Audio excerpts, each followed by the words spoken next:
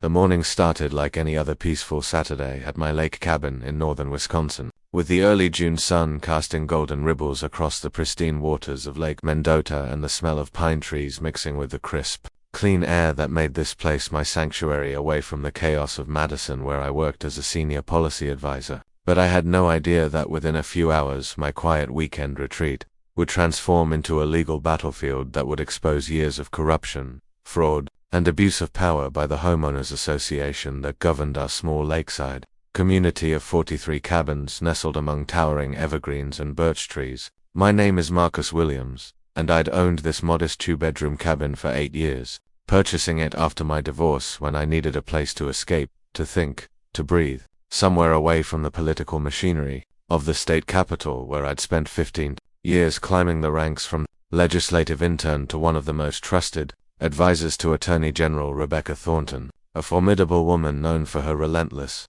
pursuit of justice and her particular hatred of those who abused positions of authority to exploit ordinary citizens. The cabin itself was nothing fancy, just 1,200 square feet of knotty pine walls, a stone fireplace, a screened-in porch overlooking the water, and enough peace and quiet to make me forget about budget hearings, policy briefs, and the endless political maneuvering that defined my weekday existence. But that tranquility had been steadily eroding over the past 2 years thanks to one person, Patricia Edmondson, the self-formed queen of the Whispering Pines Lake Association, a woman whose entire identity seemed wrapped up in enforcing every petty rule, creating new regulations out of thin air, and making life miserable for anyone who dared question her authority. Patricia, or Pat the Tyrant as most residents called her behind her back, was a 62-year-old retired bank manager who'd moved to the lake full-time 5 years ago and immediately inserted herself into every aspect of community governance, eventually maneuvering herself into the role of HOA president through a combination of aggressive lobbying, intimidation of other board members, and taking advantage of the apathy of residents who just wanted to enjoy their weekends. Without getting involved in association politics, she was tall and angular with steel-gray hair she kept in a severe bun, pale blue eyes that seemed to bore through you with judgment, and a perpetual expression that suggested she'd just smelled something unpleasant. And she had a particular vendetta against me that had started innocuously enough but had escalated into something bordering on harassment. It began 2 years ago when I'd painted my cabin's shutters a slightly different shade of forest green than the approved color, which apparently violated some obscure provision in the association's bylaws. Never mind that at least 6 other cabins had shutters in various shades that didn't match the official palette. But Patricia had decided to make an example of me, sending increasingly threatening letters demanding I repaint them and assessing fines that started at $50 and eventually ballooned to $500. I'd researched the association's governing documents and discovered that the colored requirements she was citing didn't actually exist in the original bylaws but had been added through an amendment that had never been properly voted on by the membership. So I'd refused to pay the fines and had sent her a detailed legal analysis explaining why her demands were invalid, which had apparently enraged her and marked me as enemy number 1.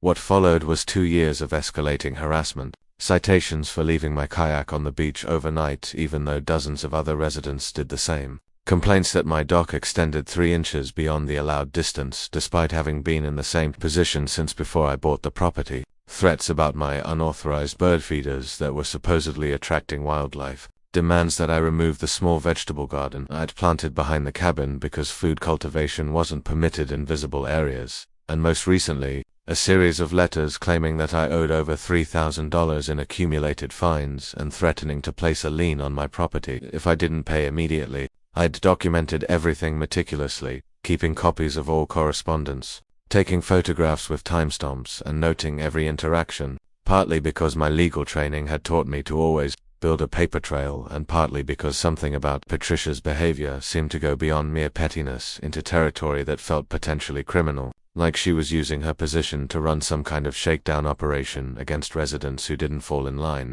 I'd heard whispers from other cabin owners about similar treatment, about people who'd paid thousands in questionable fines just to avoid the hassle, about one elderly couple who'd actually sold their cabin and moved away because they couldn't deal with Patricia's constant harassment, and I'd started to suspect that there was something much bigger going on beneath the surface of what appeared to be simple HOA tyranny. That Saturday morning in early June, I'd driven up from Madison on Friday evening, arriving just after dark, and had spent a peaceful night reading on the porch and listening to the loons calling across the water. Their haunting cries, one of my favorite sounds in the world, and I'd woken early to make coffee and watch the sunrise, planning a lazy day of fishing, maybe some work on refinishing the deck, and absolutely no thoughts about work or politics or anything stressful. But around 9:30, as I was finishing my second cup of coffee and contemplating whether to take the kayak out or start on the deck project, I heard the unmistakable sound of a car coming up my gravel driveway, which was odd because I wasn't expecting anyone and the driveway was clearly marked as private property. And when I looked out the kitchen window, I saw Patricia's white Cadillac SUV pulling up with its characteristic aggressive speed that sent gravel flying in all directions. My stomach sank because I knew her arrival meant trouble, and sure enough, she climbed out of the vehicle wearing her usual uniform of pressed khaki pants, a polo shirt with the Whispering Pines Lake Association logo embroidered on it, and sensible walking shoes, carrying her ever-present clipboard and wearing an expression of grim determination that suggested she was about to enjoy whatever confrontation she had planned. I watched through the window as she marched up to my front door without any hesitation, didn't knock or ring the doorbell, and simply tried the handle, which was unlocked because this was supposed to be a safe, peaceful community where people didn't have to worry about someone barging into their homes, and before I could react she'd pushed the door open and was standing in my living room, her pale eyes scanning the interior with that judgmental expression firmly in place. "Mr. Williams," she announced in her clipped, authoritative voice that sounded like a school principal about to deliver a suspension, "I'm here to conduct an inspection of the premises for HOA compliance violations, and I'm informing you that you are in violation of sections 12.4, 15.7, and 23.2 of the association bylaw, and that your accumulated fines now total $4,200, and if you don't pay within 7 days, we will be forced to foreclose on your property." I stood there in my kitchen, coffee mug still in hand, absolutely stunned by the audacity of this woman who had just committed what was clearly criminal trespass, entered my home without permission, without warrant, without any legal authority whatsoever, and was now threatening me with foreclosure based on bylaws I knew for a fact didn't exist or weren't legally valid. And I felt a surge of anger mixed with something else, a kind of grim satisfaction because Patricia had finally crossed a line that I could use against her. "Patricia," I said as calmly as I could manage, setting down my coffee mug, "you just committed breaking and entering. You entered my private property without permission, without notice, and without any legal authority to do so, and I'm going to have to ask you to leave immediately before I call the sheriff." She actually laughed, a harsh, barking sound that contained no humor whatsoever, and waved her clipboard at me dismissively. The HOA bylaws clearly grant the board of directors the right to inspect any property within the association boundaries at any time to ensure compliance with community standards, she declared, and as president of the board I am exercising that authority, and your threats don't intimidate me, Mr. Williams, because I've dealt with troublemakers like you before, and they always back down once they realize they can't win against the association. I was about to respond, to tell her that no such provision existed in any legally valid version of the bylaws, that what she'd just done was a serious crime regardless of what she thought the rules said, when I heard another sound from deeper in the cabin, the sound of a door opening and footsteps, and Patricia's eyes widened slightly as she looked past me toward the hallway that led to the bedrooms. What Patricia didn't know, what she couldn't have known unless she'd been stalking my property with binoculars, was that I wasn't alone that weekend, that I had a guest who had arrived late Friday night after I'd already settled in for the evening, someone who had texted me earlier in the week asking if she could use the cabin for the weekend because her own place was being renovated and she needed somewhere quiet to work on a major case that required her undivided attention away from the office. And I'd of course said yes because this was Attorney General Rebecca Thornton, my boss, my mentor, and one of the most powerful law enforcement officials in the state of Wisconsin, a woman who had built her career on prosecuting corruption, fraud, and abuse of power,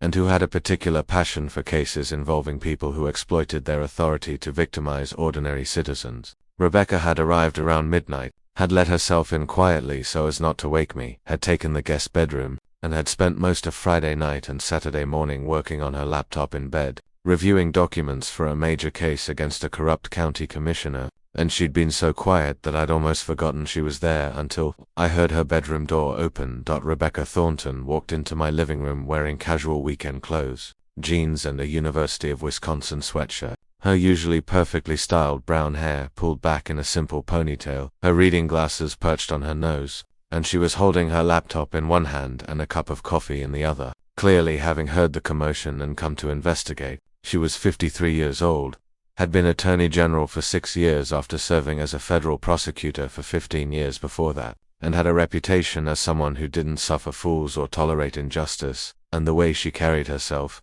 even in casual clothes on a weekend morning, radiated authority and competence. "Marcus," she said, looking at me with a slightly puzzled expression, "is everything all right? Who's your visitor?" I saw Patricia's face go through several rapid transformations, from annoyance at being interrupted, to confusion about who this casually dressed woman was, to the beginning of recognition as her brain started processing where she'd seen that face before, and I have to admit I felt a surge of satisfaction as I prepared to make the introduction. "Rebecca," I said, unable to keep a slight smile off my face, "this is Patricia Edmondson, president of the Whispering Pines Lake Association. Patricia, this is Attorney General Rebecca Thornton, who is staying here this weekend as my guest." The color drained from Patricia's face so rapidly I thought she might actually faint. Her clipboard dropped from suddenly nerveless fingers and clattered on my hardwood floor, and her mouth opened and closed several times like a fish out of water as she tried to process what was happening, and I could practically see the wheels turning in her head as she realized that she had just committed a serious crime in front of the state's top law enforcement official. Rebecca's expression didn't change much. She simply set her laptop and coffee down on my dining table, removed her reading glasses, and fixed Patricia with the same steady, analytical gaze that had broken countless witnesses and defendants during her career as a prosecutor. "Ms. Edmondson," Rebecca said in a carefully neutral tone, "did I just witness you entering Mr. Williams' private residence without permission?" Patricia's mouth was still working but no sound was coming out, and I could see panic starting to set in as the full implications of her situation became clear to her. I have authority the HOA bylaws grant me," Patricia finally managed to stammer. Her usual commanding presence completely evaporated, replaced by the floundering of someone who realized they'd made a catastrophic mistake. Rebecca held up one hand, a gesture that somehow commanded immediate silence despite being completely non. "Let me make sure I understand what I just observed," Rebecca said, her prosecutorial training evident in the way she was carefully establishing the facts.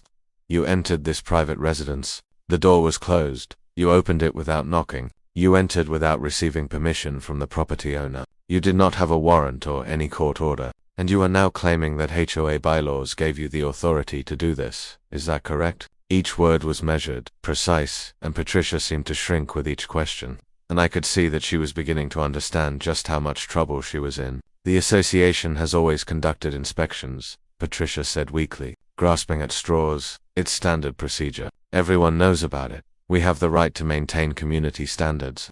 Rebecca's expression hardened slightly, and I recognized a look from meetings where someone had tried to feed her a line of nonsense. "Ms. Edmondson, I'm going to tell you something very clearly," Rebecca said, her voice taking on an edge. "No HOA bylaw, no community covenant, no agreement of any kind gives anyone the authority to enter someone's private home without their permission. That is called trespassing, and in some circumstances it can be charged as burglary, and even if such a provision existed in your bylaws it would be completely unenforceable and void as a matter of law because it would violate basic constitutional protections against unreasonable search and seizure." Patricia looked like she wanted the floor to open up and swallow her, but Rebecca wasn't finished, and I could see her shifting from witness mode into investigator mode, the same transformation I'd seen dozens of times when she caught the scent of something bigger than the immediate incident in front of her. "Tell me about these inspections you mentioned," Rebecca continued. "How often do you conduct them? How many properties have you entered this way? And what happens to residents who refuse to allow you access?" Patricia's eyes darted toward the door, and I could see her calculating whether she could make a run for it. But she seemed to realize that fleeing would only make things worse, and besides, where would she go? Her car was in my driveway and the nearest neighbor was a quarter mile away. "We only inspect when there are complaints or violations," Patricia said, her voice barely above a whisper now. "It's for the good of the community, to maintain property values, to ensure everyone follows the rules." Rebecca pulled out her phone, and I knew exactly what she was doing because I'd seen her do it 100 times. She was making notes, creating a record, beginning the process that would eventually lead to a full investigation. "And these fines you mentioned when you first arrived," Rebecca said, her eyes never leaving Patricia's face. "You said something about $4,000 and foreclosure. Explain that to me."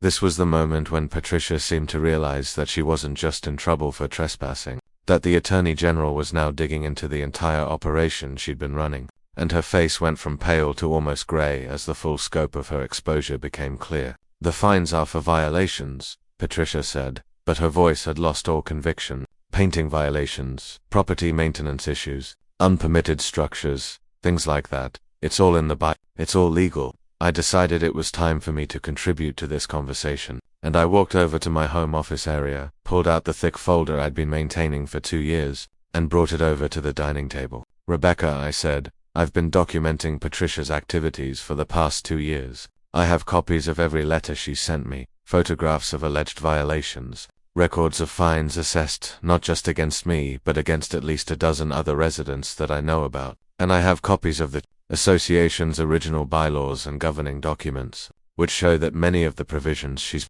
been citing don't actually exist, or were added through amendments that were never properly approved by the membership." Rebecca's eyebrows went up, and she actually smiled slightly, the smile of a prosecutor who just realized that a case she thought might be borderline had turned into something substantial and provable. "May I look at these?" she asked, and I nodded, and she sat down at my dining table and began paging through the documents with the quick efficiency of someone who read complex legal documents for a living.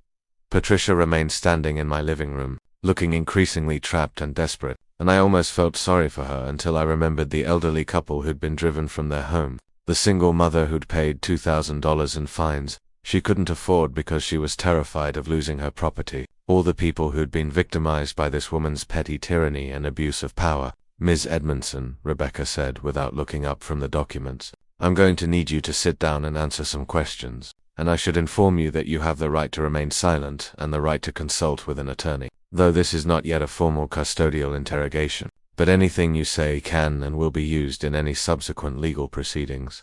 The Miranda warning seemed to hit Patricia like a physical blow, and she finally seemed to understand that this wasn't something she could talk her way out of, that this wasn't going to be swept under the rug or forgotten, that her entire carefully constructed kingdom was crumbling around her. "I want to call my lawyer," Patricia said, her voice shaking now, all pretense of authority completely gone. "That's your right," Rebecca said calmly, "but before you do, I want to make sure you understand something. Right now I'm looking at what appears to be a pattern of fraud, extortion, possibly RICO violations if this has been coordinated with others. And the difference between how this proceeds is going to depend significantly on your level of cooperation, so you might want to think very carefully about your next steps."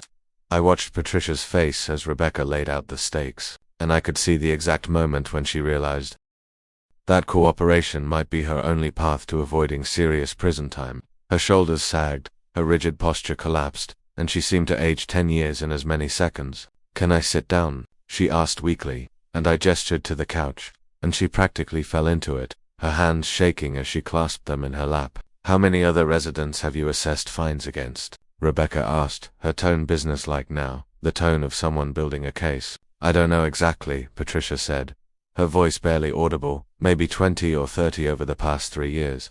"And how much money total have you collected in fines?" Rebecca continued. Patricia was silent for a long moment, and I could see her calculating whether to lie or tell the truth. And she must have decided that the truth was her only option because she said, "Around $180,000. The number hung in the air like a bomb, and even I was shocked because I'd known the scam was significant, but I hadn't imagined it was at that scale. And Rebecca's expression became very serious as she made a note on her phone. "And where is this money?" Rebecca asked. "In the association's operating account," Patricia said, but something about the way she said it made me suspicious. And apparently Rebecca picked up on it too because she fixed Patricia with a hard stare and said, "All of it is in the association's account." Patricia's silence was answer enough, and Rebecca leaned forward slightly. "Ms. Edmondson, we are going to obtain a warrant for all of the association's financial records, and for your personal financial records, and we are going to trace every dollar. And if we find that you've been personally benefiting from these fines, then we're not just talking about fraud.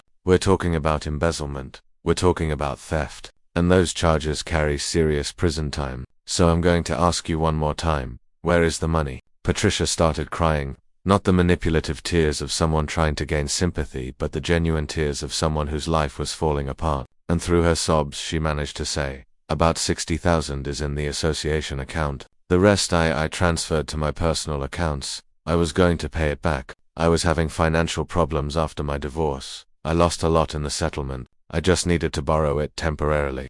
Rebecca sat back and exhaled slowly, and I knew what she was thinking. This had started as a routine weekend away from work and had turned into a significant criminal case. But that was the nature of her job and why she was so good at it. She never let opportunities for justice slip away, even when they appeared unexpectedly on a Saturday morning at a lake cabin. "Marcus," Rebecca said, turning to me, "I need to make some calls. I'm going to need a team up here to process this scene, to collect evidence, to take formal statements. And Ms. Edmondson is going to need to be taken into custody. Are you okay with your cabin becoming a temporary crime scene?" I nodded, because of course I was. This was exactly the kind of justice I'd been hoping for but never expected to actually see. And the idea that Patricia's reign of terror was finally ending made the inconvenience completely worthwhile. Rebecca pulled out her phone and stepped out onto the porch to make her calls. And I was left in the living room with Patricia, who was still crying quietly on my couch, her whole world collapsing around her. "Why did you target me specifically?" I asked, genuinely curious now that the power dynamic had completely reversed. Was it really just about the shutters? Patricia wiped her eyes with the back of her hand and looked at me with an expression that might have been embarrassment or shame. "You questioned me," she said simply. "You were the first person who pushed back, who actually read the bylaws, who challenged my authority. And I couldn't let that stand, because if one person successfully defied me, then others would follow and the whole system would fall apart. The whole system of you extorting money from residents and stealing from the association," I said, not bothering to hide my contempt. "It wasn't supposed to be like this," Patricia said, her voice taking on a whining quality. "I just wanted to make the community better, to enforce standards, to maintain property values. But then I needed money and the fines seemed like a victimless crime. The association had plenty of funds, and people were violating the rules anyway, so why shouldn't I benefit from enforcing compliance?" The rationalization was so absurd, that I couldn't even formulate a response, and I just shook my head and walked away. Going out to the porch where Rebecca was finishing up her calls. "I've got a team coming up from Madison," Rebecca said as she ended her call. "They should be here in about 90 minutes. I've also contacted the local sheriff's department to send a deputy to formally take Ms. Edmondson into custody and transport her to the county jail. And I'm going to have our financial crimes unit start working on warrants for the association's records and her personal banking information." She paused and looked at me with an expression that was part apology and part excitement. "I'm sorry your weekend is getting disrupted like this, but I have to say, this is exactly the kind of case that makes the job worthwhile. Someone in a position of authority, systematically abusing that authority for personal gain and to harass people who won't fall in line. It's everything I hate about corruption." I smiled and shook my head. "Don't apologize. This is the best thing that could have happened. I've been trying to figure out how to stop her for 2 years, and now she literally walked right into her own arrest. I mean, you couldn't write it better if you tried." Rebecca laughed, a genuine sound of amusement. "The funny thing is, if she'd just left you alone, if she'd been content with whatever smaller scams she was running and hadn't decided to target my senior policy advisor, she might have gotten away with it for years. But the targeting you, combined with her arrogance and thinking she could just walk into your cabin and intimidate you, that's what brought her down." Over the next 2 hours, my quiet lake cabin transformed into a hub of law enforcement activity. First, the local sheriff's deputy arrived, a young officer named Thompson who seemed completely overwhelmed by finding the attorney general at the scene and having to arrest someone in her presence.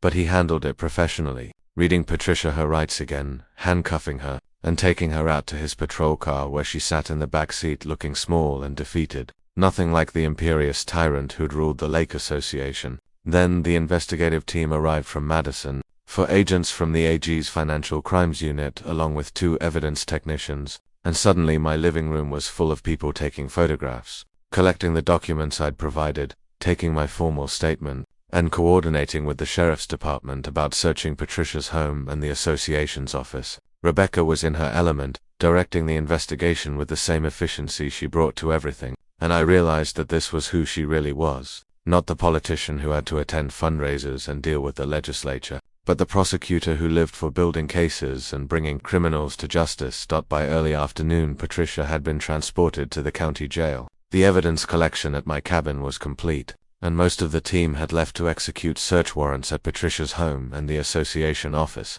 leaving just Rebecca and me and one junior agent who was finishing up some paperwork. "I'm going to need you to testify when this goes to trial," Rebecca said as we sat on the porch watching the sunlight sparkle on the lake, trying to recover some semblance of our peaceful weekend. "Obviously," I said.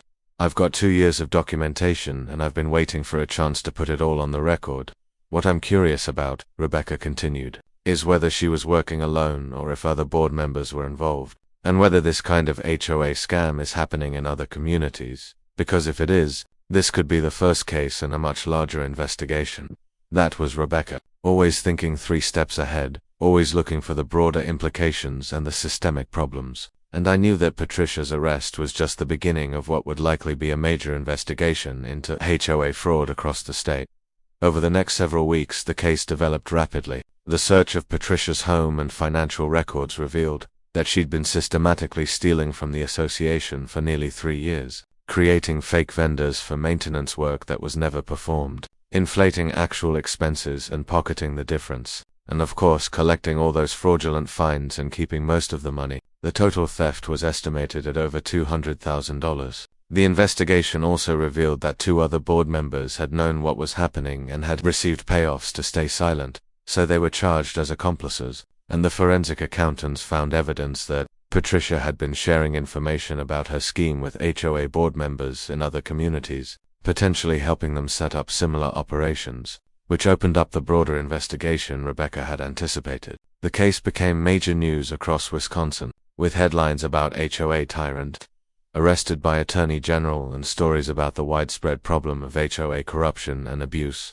and it sparked a legislative initiative to reform HOA governance and provide better protections for homeowners. Patricia eventually pleaded guilty to multiple counts of theft, embezzlement, fraud, and extortion, and was sentenced to 6 years in prison and ordered to make full restitution to the association and to individual homeowners she defrauded. Her conviction opened the door for civil lawsuits from residents, and the association itself sued her for the stolen funds and for damages to the community's reputation. The 2 board members who'd been complicit received shorter sentences in exchange for their cooperation, and the Whispering Pines Lake Association had to completely restructure its governance, adopt new bylaws with proper oversight mechanisms, and elect an entirely new board, and I was asked to serve on the reform committee to help draft the new governing documents, which I agreed to do because I wanted to make sure that no one could ever abuse power the way Patricia had. The elderly couple who'd been driven away were able to return to the community,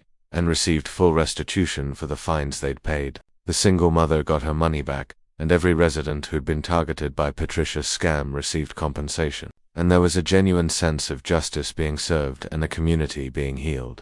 For me personally, the case became something of a legend in the AG's office. The story of how the Attorney General happened to be staying at my cabin when the HOA president broke in became part of office law, and Rebecca never let me forget it, joking that I should start inviting her to all my weekend trips since they apparently attracted criminal activity. But beyond the humor and the notoriety, the case reinforced something I'd always believed about Rebecca and about the work we did, that justice wasn't always about the big cases or the major prosecutions. Sometimes it was about standing up for ordinary people who were being abused by petty tyrants, about holding accountable those who thought their little kingdoms exempted them from the law, and about making sure that everyone, regardless of their position or authority, was subject to the same rules and consequences. The lake cabin remained my sanctuary, but it also became a reminder of that Saturday morning when Patricia Edmondson walked through my door expecting to intimidate and threaten, and instead walked into a confrontation with the state's top law enforcement official and the end of her criminal enterprise.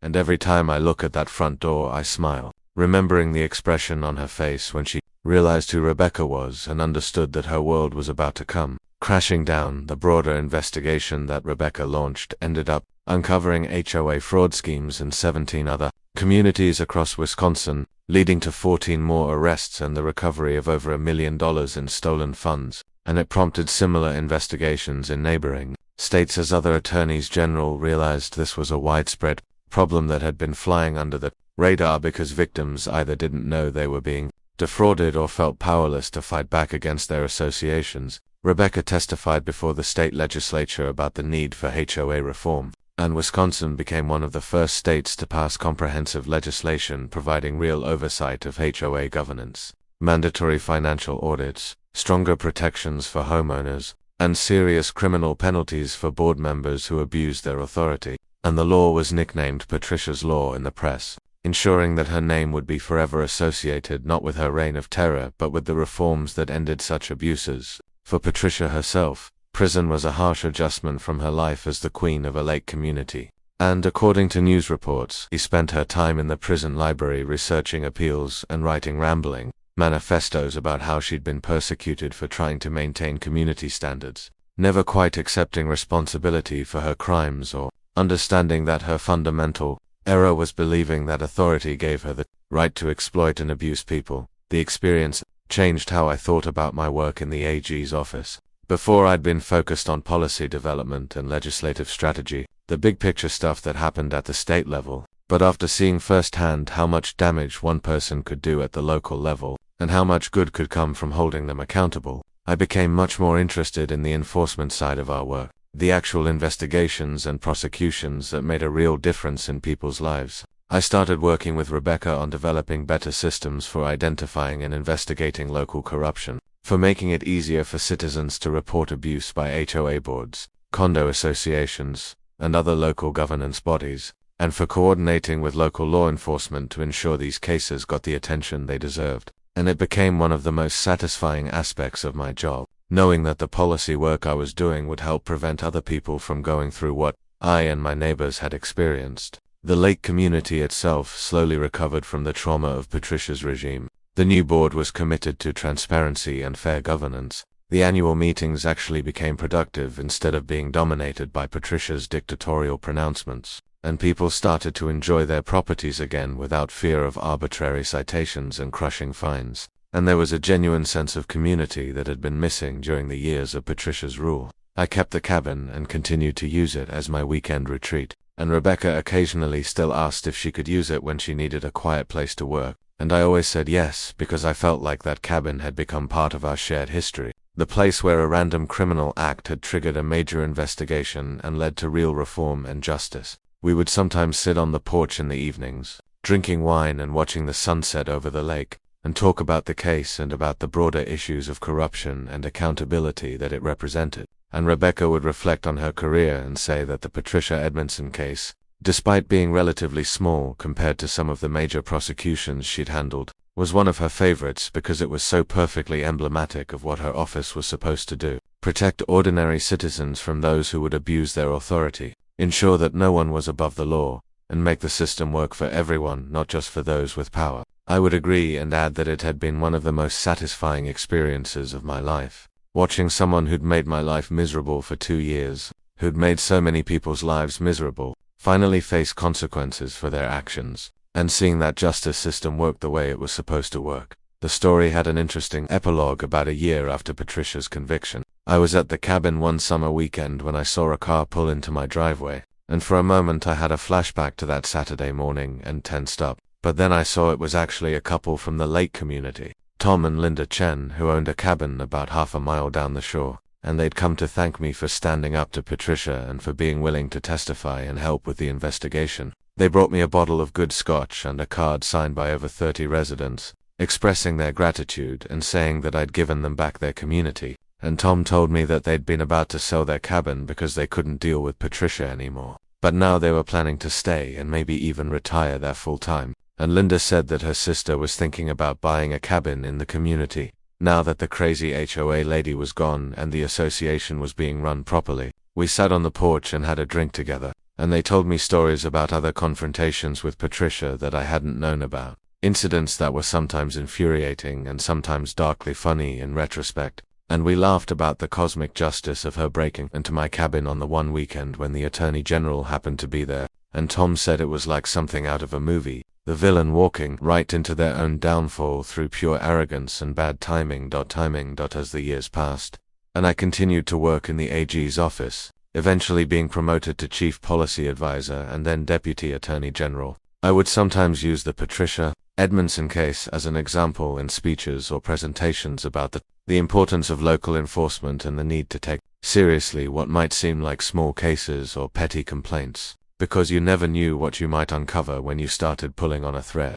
and because the abuse of power at any level was corrosive to the rule of law and deserved to be addressed with the same seriousness as major corruption cases. The case also became part of my standard advice to young lawyers and policy advisors who were frustrated with what they saw as the tedious or unglamorous aspects of government work. I would tell them about spending 2 years documenting every interaction with a petty HOA tyrant, about keeping meticulous records even when it seemed pointless, about building a case piece by piece even when I had no idea if it would ever matter, and then about that moment when it all came together in the most unexpected and perfect way possible. And I would tell them that justice sometimes required patience and preparation and the willingness to stand up, even when you felt powerless, because you never knew when opportunity would arrive or what form it would take. The lake cabin remained my favorite place in the world, a symbol of both the worst and the best aspects of human nature, the place where I'd experienced harassment and intimidation, but also where I'd witnessed justice being served in real time, and every time I drove up that gravel driveway and saw the cabin sitting peacefully among the trees with the lake sparkling beyond it, I felt grateful not just for the property itself, but for everything it represented about standing up to bullies, about the importance of documentation and persistence, and about the fact that sometimes the universe delivers perfect justice in the form of a tyrannical HOA president, walking into a cabin and finding herself face to face with the state's top law enforcement official. The end.